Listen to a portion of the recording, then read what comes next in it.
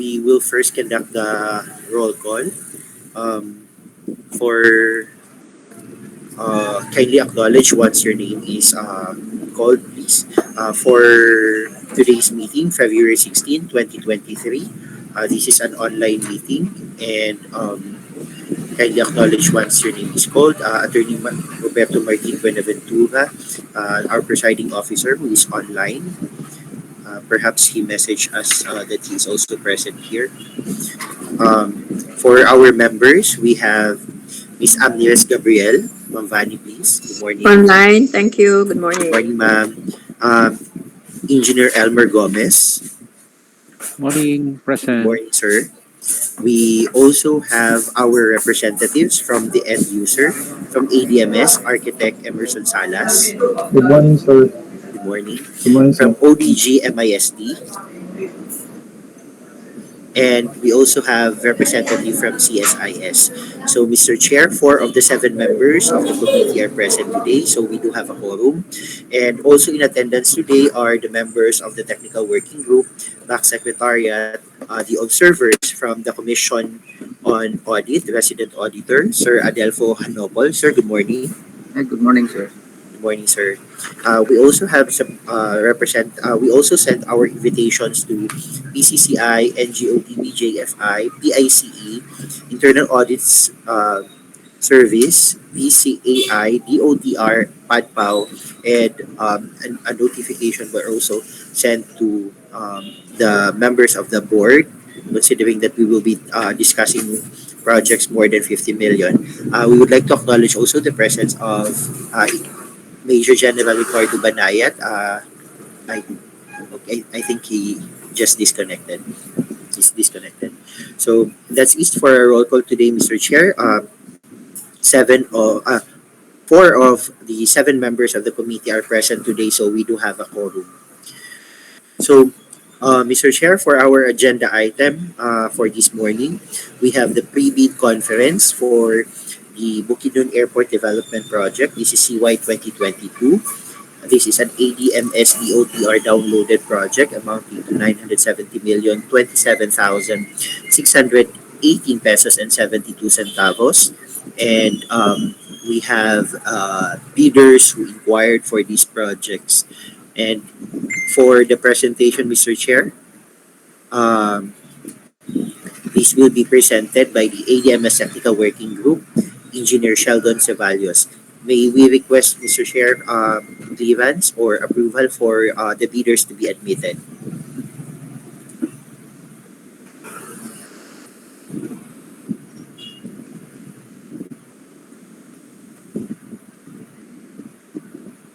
Thank you, Mr. Chair.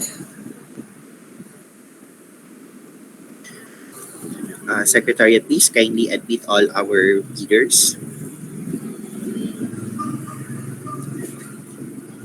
Good morning to our prospective bidders for the Bukidnon Airport Development Project. Uh, Welcome to the Bids and Awards Committee meeting. For records purposes, may we request our prospective bidders to type in the chat box your name and the company you represent. Again, to our bidders, may we request our bidders, prospective bidders, to type in the chat box your name and the company that you represent.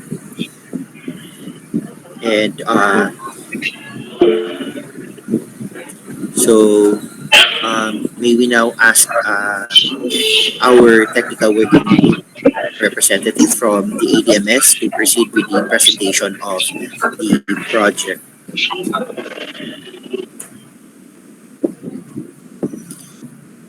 Engineer Sheldon, please. Thank you for that, Attorney Frank. Good morning, Mr. Chair and the members of the Bids and Awards Committee. Welcome and good morning, and to the bidders, prospective bidders for this project. Good morning. Proceeding with the presentation, Mr. Chair.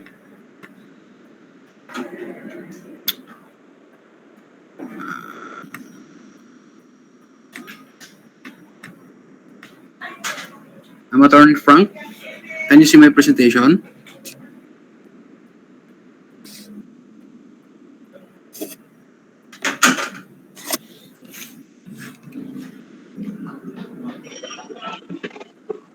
Yes, Engineer Sheldon, we can now see your presentation. Okay. Thank you. Thank you for that, attorney.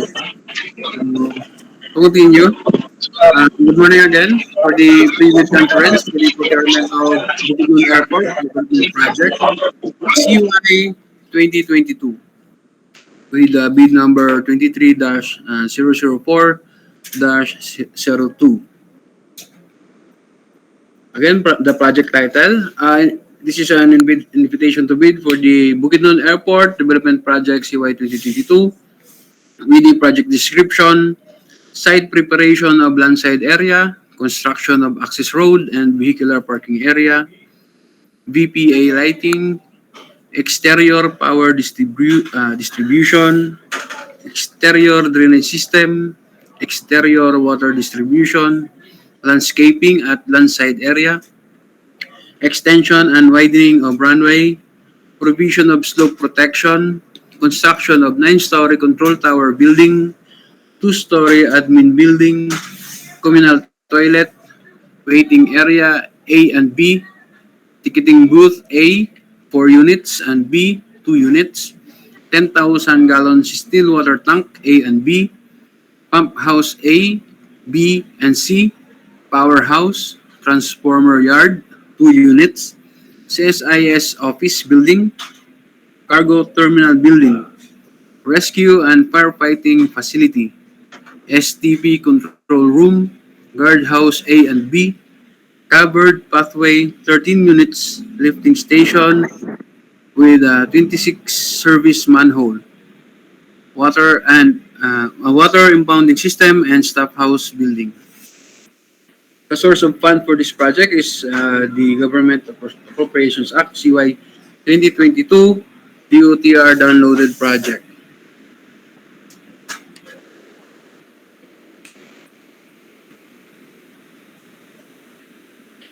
The approved budget for the contract is 970 million 316,802 pesos and 34 centavos. I'm sorry, Engineer Sheldon. Yes, attorney. I think your presentation is not moving. Okay, there you go. Thank you. Yan. Okay na po yan. Okay na. Ganitahin ko na lang kasi pag i-present ko ayaw mag-appear. Again, the project title and the description with the source of fund at GA8 CY 2022, DOTR downloaded projects, and ABC of this project is 970,316,802 pesos and 34 centavos. For the minimum technical personnel requirement for this project, we have 1 project civil engineer, 2 geodetic engineer, 2 materials engineer, 1 electrical engineer, 1 mechanical engineer, 1 master plumber, 1 master electrician, 1 construction foreman, and 1 safety and health officer. For the minimum major equipment requirement, we have 2 units 51 to 100 kilowatt generator set, 2 units abrasive cutting machine, 1 unit air compressor, 2 units backhoe crawler, 1 unit backhoe, 2 units bulldozer, 2 units concrete screeder, 6 units concrete vibrator, 1 unit diesel pile hammer, 1 unit drop hammer, 9 units dump truck, 1 unit improvised batching plant, 6 units motorized road grader, 10 units 1 bagger concrete mixer, 3 units payloader, 3 units plate compactor, 2 units pump crate, 6 units transit mixer, 1 unit tower crane, 1 unit truck mounted crane, 6 units vibratory roller, 1 unit walk behind roller, 2 units water truck, and 6 units welding machine.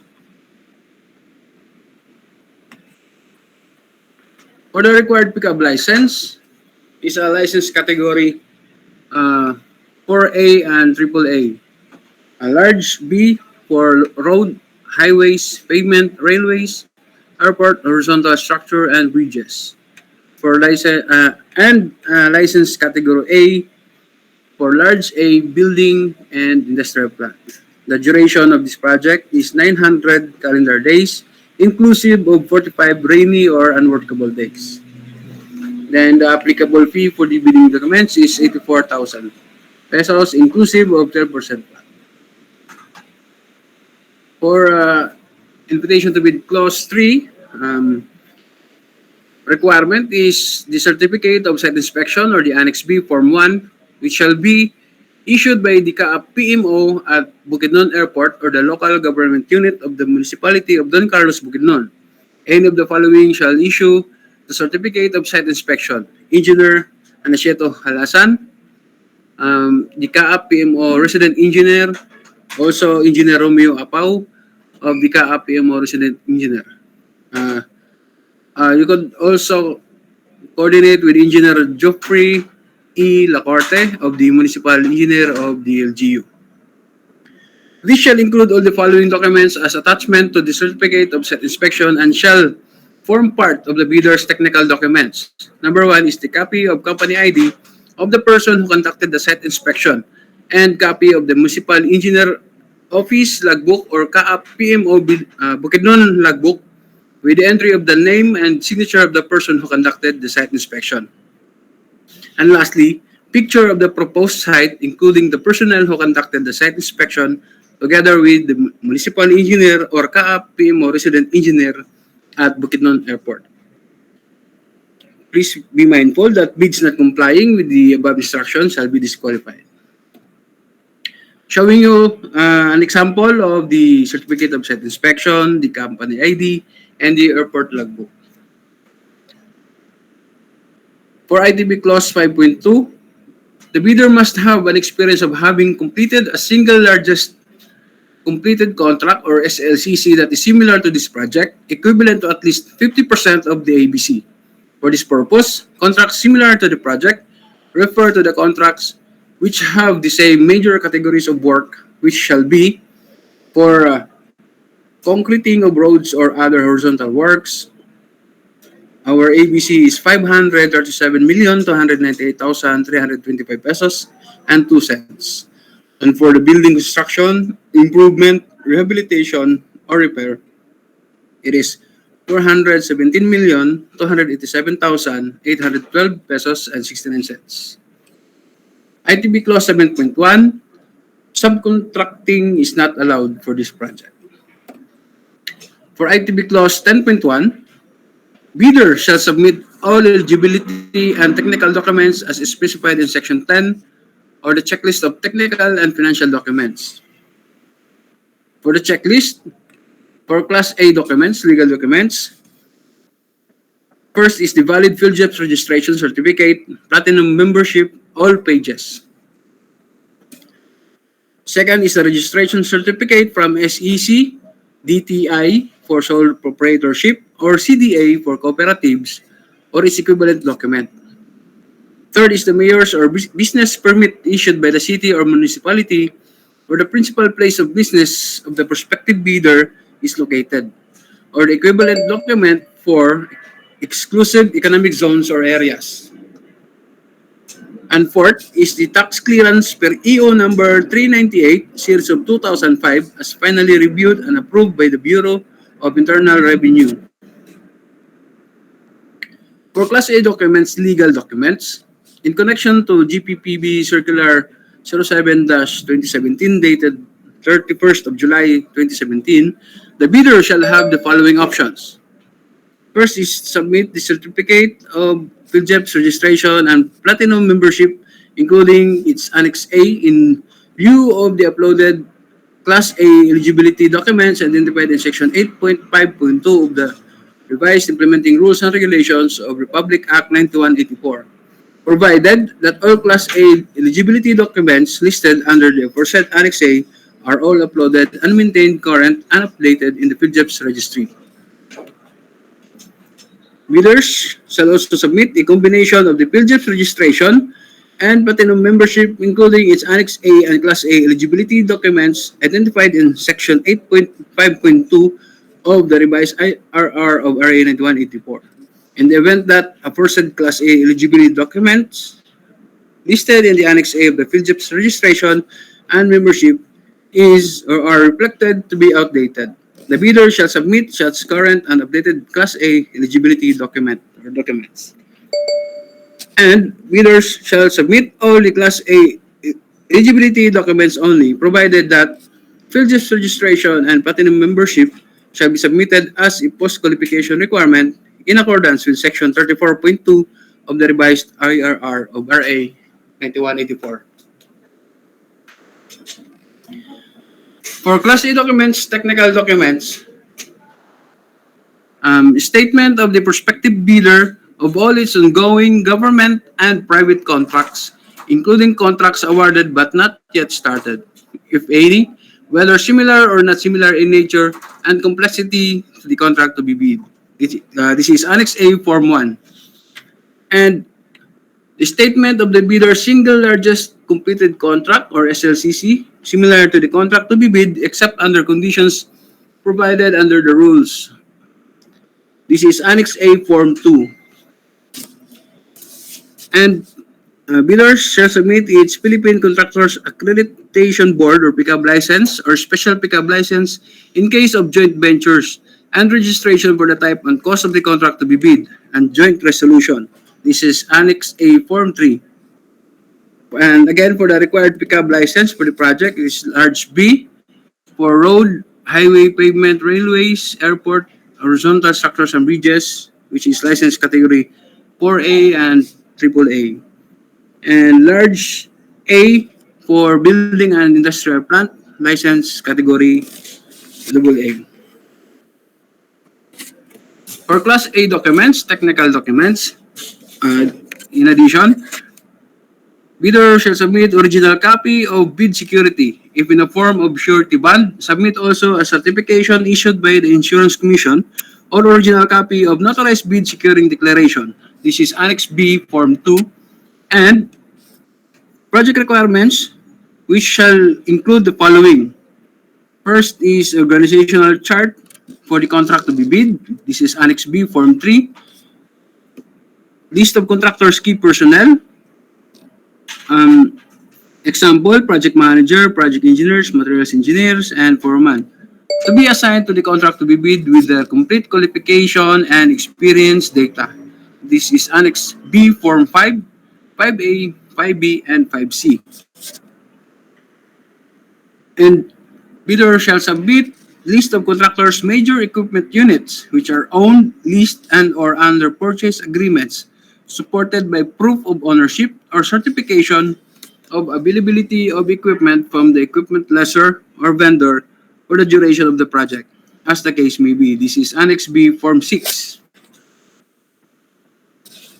Also, bidder shall submit original duly signed Omnibus Sworn Statement or OSS. This is Annex B, Form 7.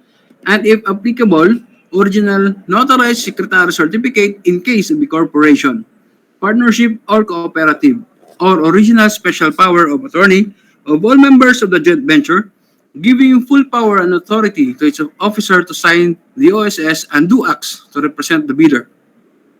And this shall include all the following documents as attachment to the Omnibus Sworn Statement. First is the certification under oath attesting that they have no pending case or cases against the government. In addition to the eligibility requirements as prescribed under the 2016 revised implementing rules and regulation of RA 9184. In case of joint venture, all contractors must submit the certification. Second requirement is the legal clearance to be issued by the CAAP Enforcement and Legal Service with respect to the non-pending cases of the prospective bidders against this authority. In case of a joint venture, all contractors involved in a joint venture must submit the said clearance. And third is the bid bulletin, if applicable.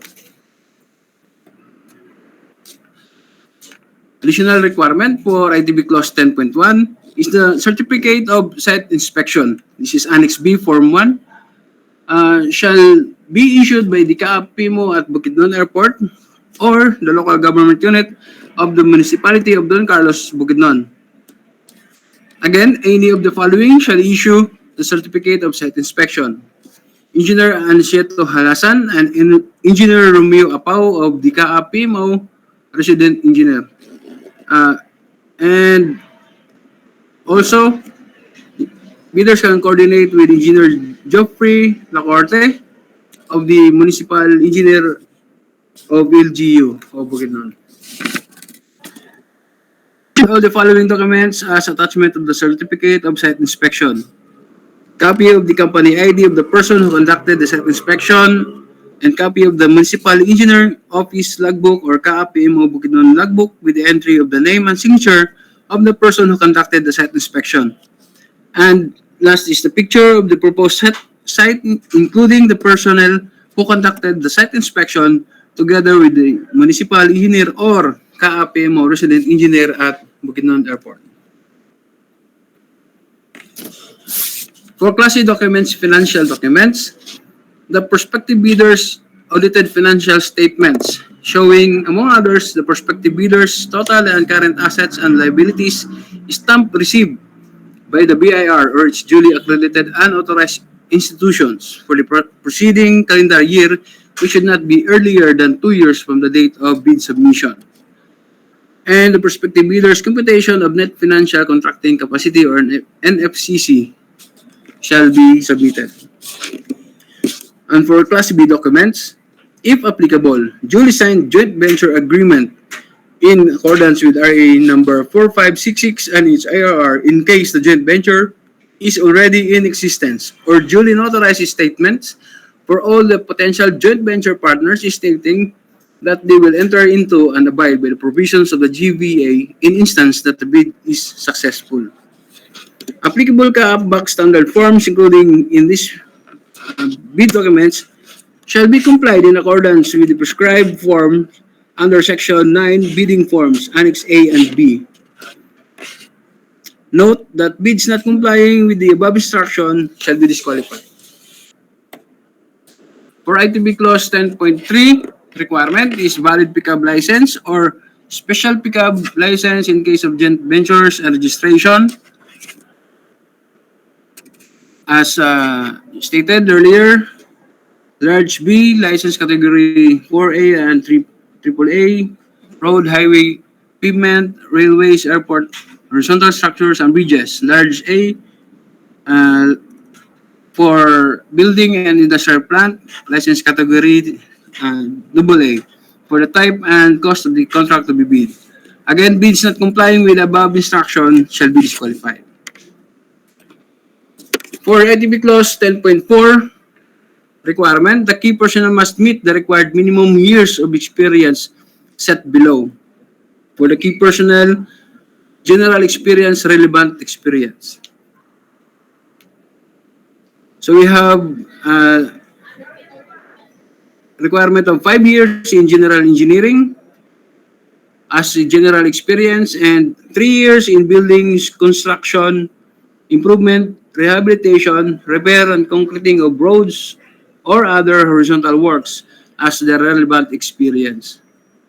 For the project civil engineer, genetic engineer, materials engineer, electrical engineer, mechanical engineer, master plumber, master electrician, construction foreman, and for the safety and health officer. Again,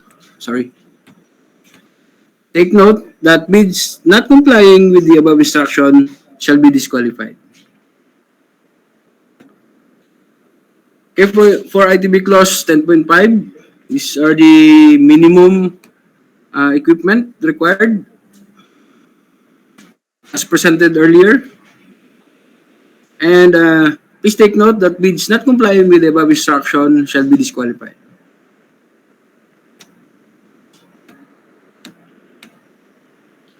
Okay, for ITB Clause 11.1, the second bid envelope shall contain the financial documents for the bid as specified in Section 10 or the checklist of technical and financial documents. So This second envelope shall include the complete accomplishment of all the following documents as stated and required under Section 8 of these bid documents and shall form part of the bidder's financial documents. First is the original or duly signed and accomplished financial bid form. Next is the bill of quantities, Annex C Form 1, the summary of bid proposal or the Annex C Form 2, bill of materials and cost estimates, Annex C Form 3A, and detailed unit price analysis, Annex C Form B, and summary sheet indicating the unit prices of construction materials, labor rates, and equipment rentals used in coming up with the bid. This is Annex C Form 4, 5, and 6. And the cash flow by quarter and payment schedule. This is Annex C Form 7. Applicable CAAP standard forms included in this bid document shall be complied in accordance with the prescribed forms under Section 9 bidding forms, Annex C. Again, bids not complying with the above instruction shall be disqualified. Also, any changes in the description and quantities stated in the financial documents, document forms, for example, BOQ, summary of bid proposal, bill of materials, and cost estimates or the DUPA, shall not be allowed. However, any typographical error that is visible to the eyes or obvious to the understanding and is harmless or will not affect the project's implementation shall not be ground for disqualification. The discounts stated in the financial bid form shall be computer written with the same font style and size as of the whole text of the said form. Discounts that are either handwritten or typewritten or computer written in other font style and size shall not be considered. 11.2, bid exceeding the ABC of the project shall automatically be disqualified. And for the ITB clause 15.1, the bid security shall be in the form of bid security declaration or any of the following forms and amounts. The amount of not less than 2% of ABC if bid security is in cash or cashier's or manager's check, bank draft or guarantee or irrevocable letter of credit. Or the amount of not less than 5% of ABC if bid security is in surety bond. For ITB clause 16, each and every page thereof shall be initialed, signed by the duly authorized representative or representatives of the bidder. Submitted eligibility, technical, and financial documents shall be properly marked with index tabs or ear tab and must be sequentially paginated in accurate order in a form, for example, page 3 of 100. Page number of the last page of the document per envelope basis. Pagination should be sequential based on the entire span of the whole documents inside the envelope. Each bidder shall submit one copy of the first and second component of its bid. Bids not complying with above instruction shall be disqualified. Showing you an example of the table of content, the index tab, the document with signature on each page, and pagination. So again, bids not complying with the above instructions shall be automatically disqualified.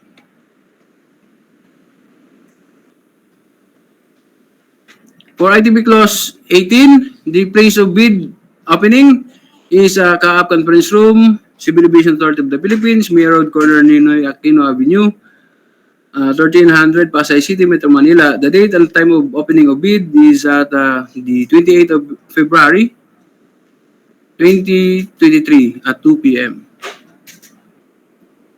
And ITB clause 19.2, partial bid is not allowed. The infrastructure project is packaged in a single lot and the lot shall not be divided into sublots for the purpose of bidding, evaluation, and contract award. And for ITB clause 20, the bidder with the lowest calculated bid that complies with and is responsive to all the requirements and conditions shall submit its valid PhilJEP certificate of registration, latest income and business tax returns filed through the electronic filing and payment system, business licenses and permits required by law, and the latest audited financial statements. Also, the key personal licenses, the statement identifying the bidder's single largest completed contract similar to the contract to be bid, and updated status of all ongoing contracts, including contracts awarded but not yet started, issued by the government agency or private company concerned.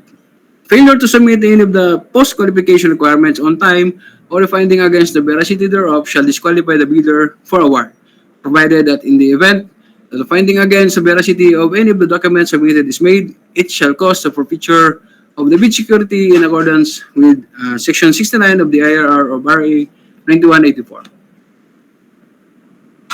For the special conditions of the contract, GCC Clause 5, in addition to the performance security, winning bidder shall submit contractors all risks, insurance, or the carry prior to signing of contract.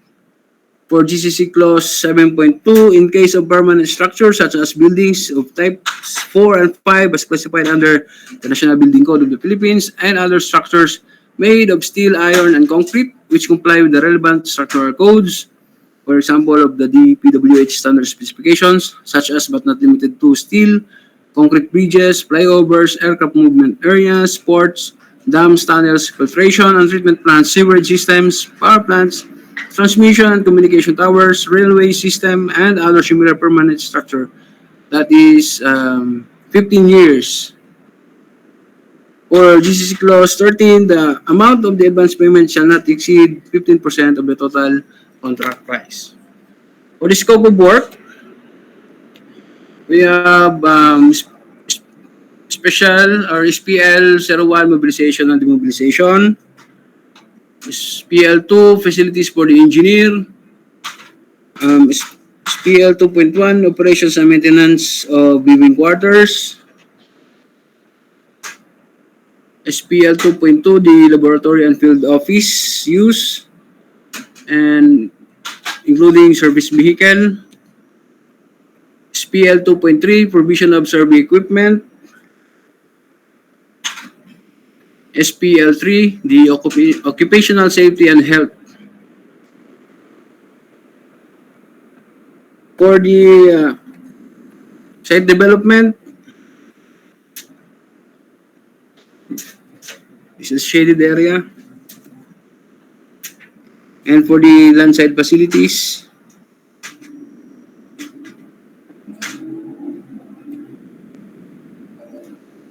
okay, site preparation of landside area, the construction of access road, which is a 250 millimeter thick, the construction of vehicular parking area. For the vehicular parking area lighting or lighting posts, for the exterior power distribution, this is the plan. For the site development of the exterior drainage system, this is the plan. This is the exterior water distribution line. For the landscaping, the runway extension including the strip width correction on the shaded area. The provision of slope protection or the coconut system. The construction of 9-story control tower building. The construction of 2-story administrative building. The construction of communal toilet. The construction of waiting area A and B. Construction of ticketing booth A, which is 6 units. Construction of 10,000 gallons steel water tank A and B. Construction of Pumphouse A, B, and C. Construction of Powerhouse. Construction of transformer yard and a transformer pad at PTB. The construction of CSIS building, office building. Construction of cargo terminal building. The construction of rescue and firefighting facility. The construction of STP control room. Construction of Guardhouse A and B. The construction of covered pathway. The construction of 13 units lifting station with 26 service manhole. The construction of STP control room. The construction of staff house building. So that's all for the scope of work. And that's all for my presentation, Mr. Chair. Thank you everyone for listening. Attorney Marty, thank you. Thank you, Engineer Sheldon. At this juncture, the technical working group, together with the end user, are now ready to accept questions or clarifications from our end users. Eh, should you have a question, kindly press the raise hand button po, and then please wait to be recognized for us to have an orderly manner of answering all your questions. Any questions po from our prospective bidders?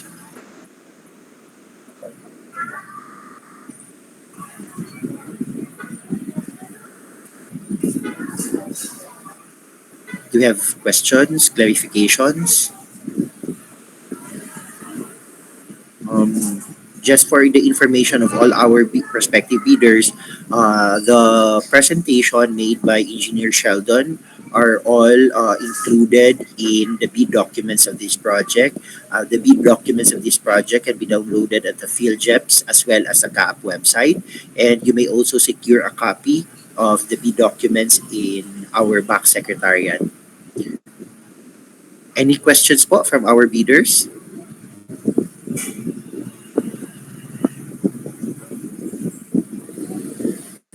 So, um, okay, I think we have a question here from hashtag Ventures. Hashtag Ventures, please go ahead, ma'am. Yes, good morning. I'd like to clarify on the SLCC, is it allowed to submit two separate projects, one for roads, one for building, as SLCC to reach the required 50% of the ABC amount? Engineer Sheldon, please, and user.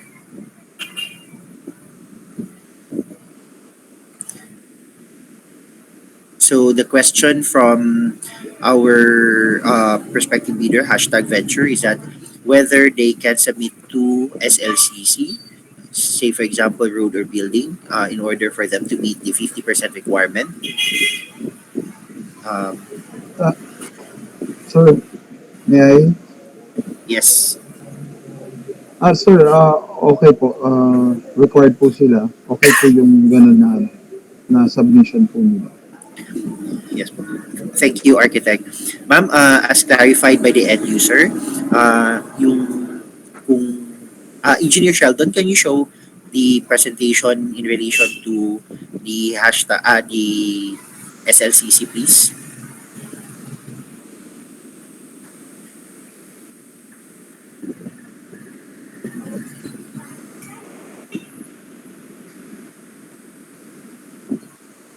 So, um, ma'am, ito po yung requirement po natin sa SLCC. For horizontal works, ito po yung ABC niya. So, 50% of that ang kailangan. Ito naman po for building construction and rehabilitation. 417 million naman ang ABC for that component. So, that would mean, ma'am, pwedeng dalawang project po. One for the horizontal, one for the buildings po. Okay po, Is that, thank you po.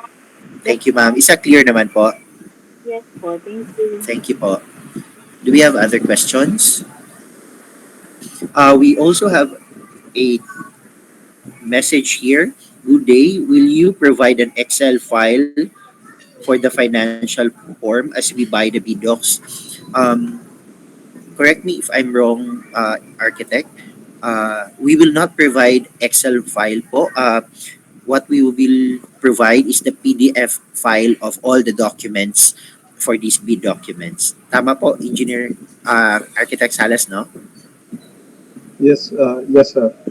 So, PDF Mr. file po. Mr. Ma Kapinlak, I hope I answered your questions po. Any other questions po?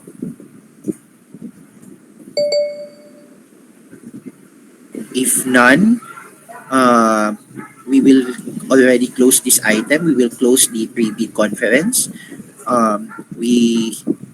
We thank all the prospective bidders for participating today's pre-bidding conference, and we would like to inform you that you still have the opportunity to send your written clarifications or queries to the back secretariat 10 calendar 10 calendar days before the opening of bids.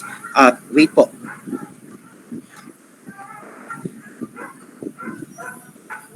So,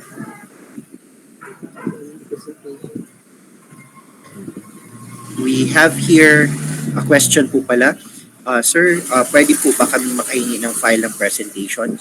For this presentation po, this will be available sa back secretariat po. Yes, we can give you as well the copy of the presentation. And reminder lang po, engineer from AIMM, the documents or the contents of this presentation are already included in the bid documents. But anyway, sir, should you wish to ask a copy of this presentation, you can request po sa back secretariat po natin, and we will just email the presentation to you po. So, we also have here a question from Mac Builders. Good day po. Need po ba mag-attach ng NOAA, NTP, contract on ongoing projects? May we ask from the end user, please? Or Engineer Sheldon? Do they need to attach the notice of award, NTP, or contract to support the ongoing projects? Attorney, may I? Yes, Engineer. Yes po, need po nating mag-attach ng mga ating NOAA, NTP, and contract. And during the post ko, mag-require din po kami ng accomplishment reports, if ever po. Thank you, Engineer. So I hope that answers the query of Mac Builders. We need po the submission of NOAA, NTP, and contract in support of your ongoing projects. So, is there a chance that the bid submission will be extended? To answer this question po, ma'am, as of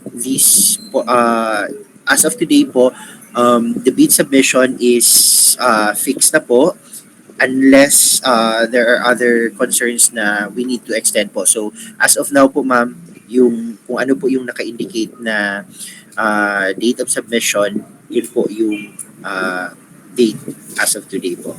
Kung sakali man po mag-i-issue po kami ng, i-extend po, mag-i-issue naman po ng bid bulletin po. I hope that answers your question po. So, I guess we are, any other questions po before we close the pre-bidding conference?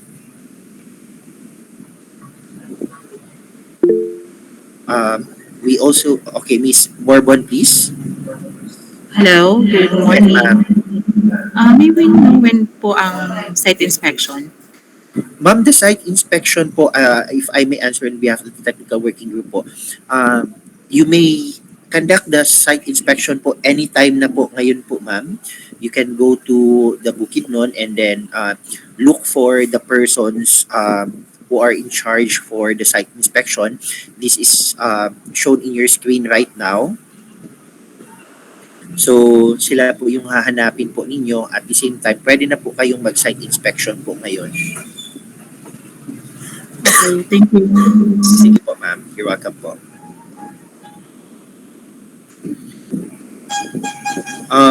Pwede po ba mag-site inspection ng Saturday or Sunday? May we ask from our end user whether there will be available personnel who will assist them during Saturdays or Sundays, or Monday to Friday lang po? End user, please. Sir, may I? Yes, Sir, yes architect. sir. Meron po tayong available na mga personnel po doon to assist them. Saturday and Sunday po. They can conduct Saturday and Sunday. Opo. Thank you po, Architect Salas. Mr. Makapinla, meron pong Saturday or Sunday po. Pwede pong makapag-conduct ng site inspection po. So, as to the time naman po, please go to the site po 8 to 5. Kasi hindi naman po 24 hours po yung naka-assign po doon. Any other questions po? Attorney, may I? Yes po, engineer. Opo. In addition po doon sa site inspection, pwede niyo pong kunin itong mga numbers po nila para hindi po kayo mahirapang makipag-coordinate po doon sa site. At least ma-inform din sila bago kayo pumunta para makapag-prepare din po sila. Thank you po. Thank you, Engineer Sheldon. So, in your screens po right now are the person in charge as well as their numbers. You may take a screenshot po or take a picture or copy their numbers po para po easy ang coordination po ninyo in your site inspection po.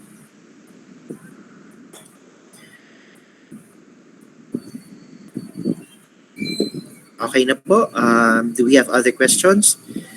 Kung wala na po, again, we thank our prospective bidders for attending today's pre-bidding conference for the Bukidnon Airport Development Project. And again, we would like to reiterate that pwede pa po kayo magpadala ng written inquiries or clarification po 10 calendar days before the opening of bids po. So, para po may time ang Secretariat at saka TWG and the end user to respond your queries. Thank you again. Thank you very much to our perspective, and we're looking forward to your submission during the opening of bids. Maraming salamat po.